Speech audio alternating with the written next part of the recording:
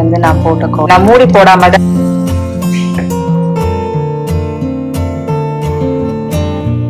செய்வோமோ அதே. அதுக்கப்புறம் hello friends, welcome back to my channel. எல்லாரும் எப்படி இருக்கீங்க?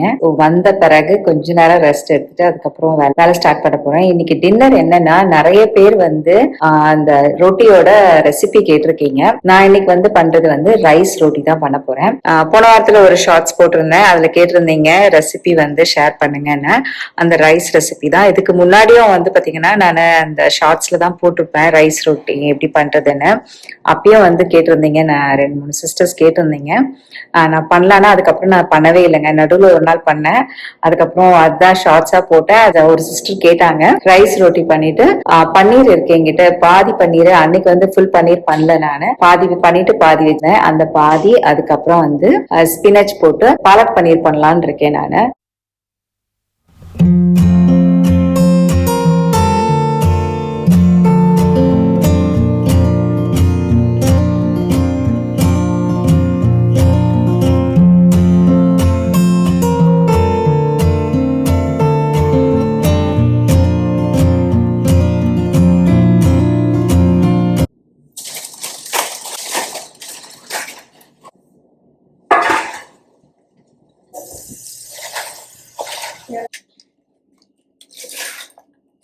இது பாயில் ஆகிறதுக்குள்ள நான் பாதி எடுத்து வச்சிருந்த பன்னீர் இது இன்னைக்கு பண்ணிட்டேன்னா பன்னீர் வேலை முடிஞ்சிடும்.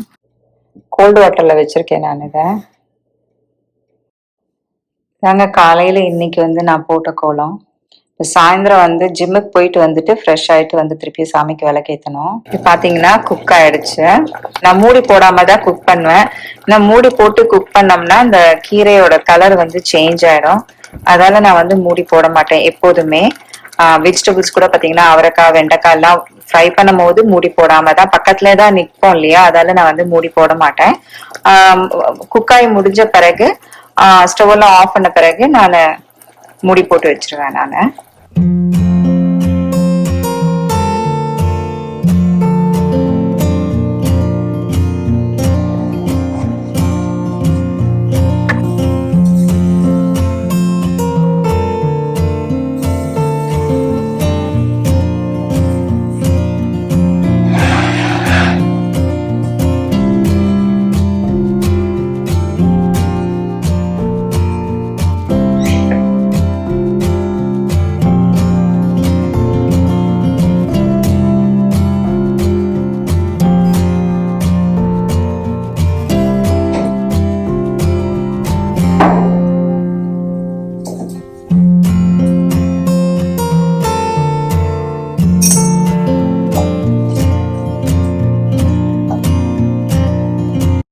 ரைஸ் சப்பாத்திக்கு ஃபர்ஸ்ட் வந்து பாத்தீங்கன்னா நான் 1 கப்பு தான் யூஸ் பண்ண போறேன் மாவு.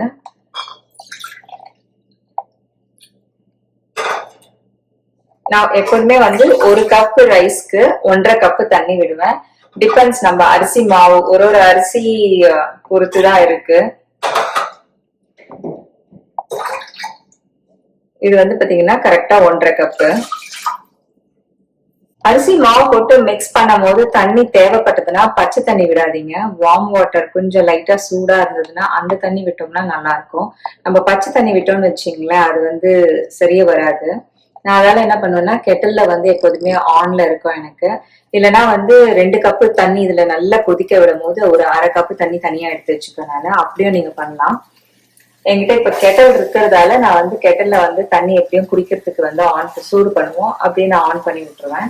இப்ப நான் இதுவே வந்து நான் இடியாப்பம் பண்றேன்னு வச்சுங்களேன், உப்பு அதுக்கப்புறம் வந்து கொஞ்சோண்டு தேங்காய் எண்ணெய் விடுவேன் நானு. தேங்காய் எண்ணெய் இல்லைன்னா நல்லெண்ணெய், ஆலிவ் ஆயில் அது மாதிரி விட்டுட்டு தண்ணி கொதிக்கும் போது அதுக்கப்புறமா வந்து அரிசி மாவை ஆட் பண்ணுவேன். இப்ப நான் சப்பாத்தி பண்றதால என்ன பண்ணுவேன்னா வெறும் வந்து உப்பு மட்டும் தான் ஆட் பண்ணுவேன் நானு. ஆயில் ஆட் பண்ண மாட்டேன். உப்பு உங்களுக்கு தேவையான அளவுங்க. எங்க வீட்டுல நாங்க கம்மியா சாப்பிடுவோம், அதால நான் கம்மியா தான் போடுறது. தண்ணி நல்லா கொதிச்சு வரும்போது 1 கப்பு மாவு விட்டுருலாம் நம்ம. ஆக்சுவலி பாத்தீங்கன்னா நான் யூஸ் பண்றது வந்து இந்த டபுள் ஹார்ஸோட ரைஸ் ஃபிளார் தாங்க யூஸ் பண்றேன். இதுலதான் இடியாப்பம், கொழக்கட்டை, சப்பாத்தி எல்லாமே நான் பண்றது. ஒரு சிஸ்டர் கேட்டிருந்தீங்க என்ன ரைஸ் ஃபிளார் யூஸ் பண்றீங்கன்னு. இந்த ரைஸ் ஃபிளார் தான் நான் யூஸ் பண்றது.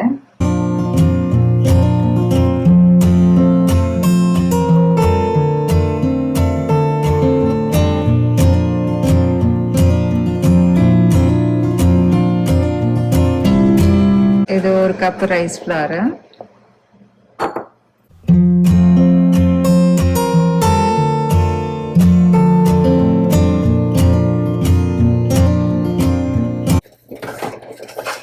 இது வந்து பாத்தீங்கன்னா 1.5 கப் தண்ணி கரெக்டா இருந்ததுங்க. இது 1 கப் ரைஸுக்கு 1.5 கப் தண்ணி கரெக்டா இருந்தது. இப்ப வந்து நான் ஆஃப் பண்ணிடுறேன். இத மாதிரி உருண்டு வரணும் மாவு. எப்போதுமே நம்ம கொழக்கட்டை பண்ணாலும் இப்படிதான் உருண்டு வரணும்.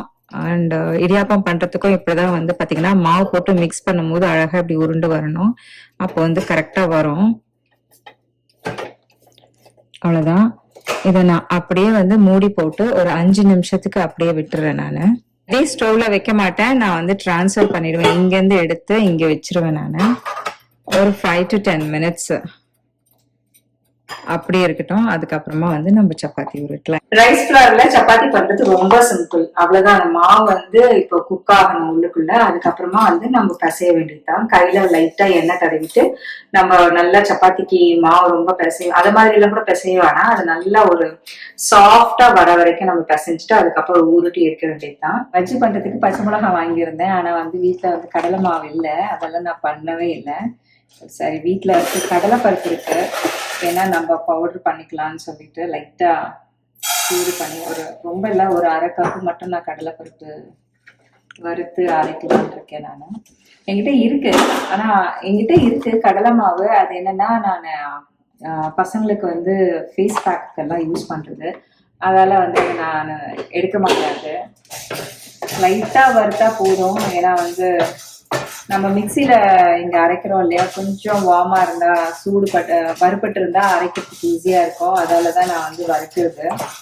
அப்புறம் வீட்டுல கரம் மசாலாவும் ஆயிடுச்சுங்க. கரம் மசாலா அரைக்கிறதுக்கு வந்து பாத்தீங்கன்னா என்கிட்ட ஒரு பொருள் இல்ல. அது இங்க கிடைக்காது. வந்து இந்தியன் ஸ்டோர்ல கிடைக்கும். ஆனா வந்து நான் வாங்க மாட்டேன். ஏன்னா வந்து நான் வாங்குற இது இல்ல அது. அதனால இங்க வந்து பாத்தீங்கன்னா ஓல் ஃபுட்ஸ், அதுக்கப்புறம் வந்து பாஸ்கெட் மார்க்கெட்ல எல்லாம் பவுடர் இருக்கு. சரி, பவுடர் வாங்கிட்டு வந்து மிக்ஸ் பண்ணிக்கலான் இருக்கேன். அது முதல்ல அது வாங்கிட்டு வந்த பிறகுதான் நான் அரைக்கணும்னு இருக்கேன். நான் கரம் மசாலா அரைக்கிறதே வந்து பாத்தீங்கன்னா கரம் மசாலாவும் யூஸ் பண்ணுவேன், பிரியாணி மசாலாவும் யூஸ் பண்ணுவேன் நானு. அதுக்கப்புறம் சப்ஜி ஏதாவது பண்ணனா, சென்னா மசாலா அதெல்லாம் பண்ணனா கூட அதுக்கே வந்து நான் யூஸ் பண்ணிடுவேன். நான் தனித்தனியா எல்லாம் யூஸ் பண்ண மாட்டேன். ஒரே மசாலா தான் எல்லாத்துக்கும்.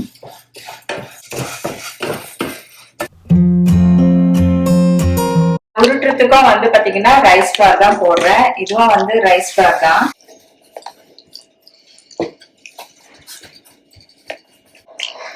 சூடா இருக்கு.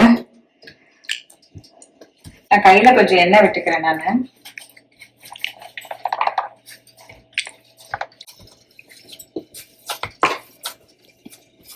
எப்படி நம்ம கொழக்கட்டைக்கு வந்து மாவு நல்லா பிசைவோமோ அதே மாதிரிதான் மாவு வந்து பிசையணும். நம்மளுக்கு அந்த இது கரெக்டா அந்த கிராக் எல்லாம் வராம வரும். அப்ப வந்து தெரிஞ்சுக்கலாம்.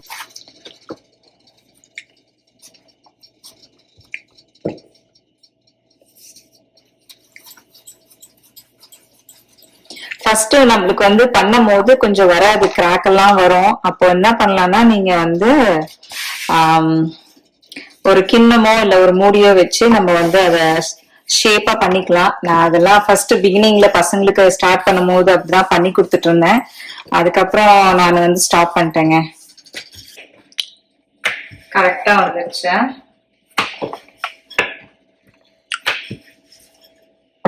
ஷேப் வேணும்னா நீங்க ஒரு மூடி வந்து வச்சு நம்ம பிரஸ் பண்ணோம்னா அழகா ஷேப் வந்துருச்சு பாருங்க.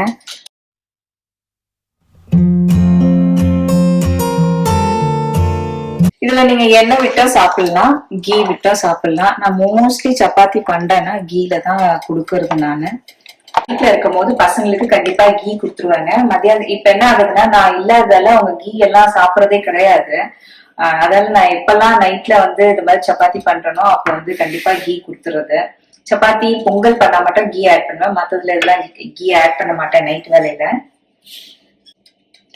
முதல்லலாம் வந்து சொல்லிட்டு போவேன் நானு கீ போட்டு சாப்பிடுங்கன்னு, செஞ்சுட்டு இருந்தாங்க. அதுக்கப்புறம் வந்து நம்ம மறந்துட்டோம், சொல்லலைன்னா செய்ய மாட்டாங்க. அதனால வந்து நானு வீட்டுல இந்த மாதிரி நைட்டு வேலையில நான் கொடுத்துருது. நைட்ல சாப்பிடக்கூடாது, பட் இருந்தாலும் பரவாயில்ல, வெளியே சாப்பிடறதால ஒரு பிரச்சனையும் இல்லை. ஏன்னா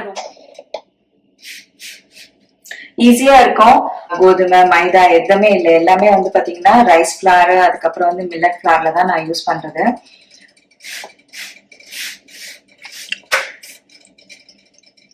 பசங்களும் ஃபர்ஸ்ட் என்னோட பசங்க வந்து ஸ்டார்ட் பண்ணும்போது பிகினிங்ல ஒண்ணுமே சொல்லல. அவங்க வந்து அக்செப்ட் பண்ணிக்கிட்டாங்க. நான் என்ன பண்ணிக்குவேன், சப்பாத்தி குப்தா ஏன் பண்றேன், எதுக்கு பண்றேன், எதுவுமே எங்க வீட்டுல யாருமே கேள்வி கேட்டது இல்ல. ட்ரை பண்ணாங்க. அதுக்கப்புறமா உடனே கொடுக்க மாட்டேன். அடுத்த ஒரு வாரம், ஃபர்ஸ்ட் வாரம் வந்து ஸ்டார்ட் பண்ணேன். அதுக்கப்புறம் மறுவாரம் வந்து பாத்தீங்கன்னா அவங்களுக்கு வந்து மில்லட்ல பண்ணி கொடுத்தேன். அதுக்கப்புறம் அப்படி ஒன்னொன்னா ஒரு வாரமா ஒன்னொன்னா பண்ணி அதுக்கப்புறமா அப்படியே ரொட்டீன் ஆக்கிட்டேன் நானு.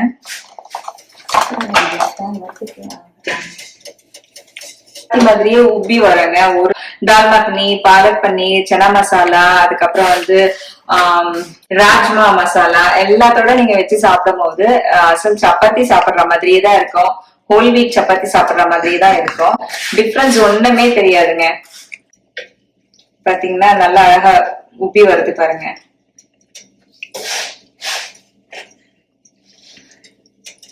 சப்பாத்தி பண்ணும் போது இங்க எல்லாம் கொஞ்சம் ப்ரௌனா வரும்ல, அதே மாதிரிதான் வந்திருக்கு பாருங்க. ஒரு டிஃபரன்ஸும் இல்ல.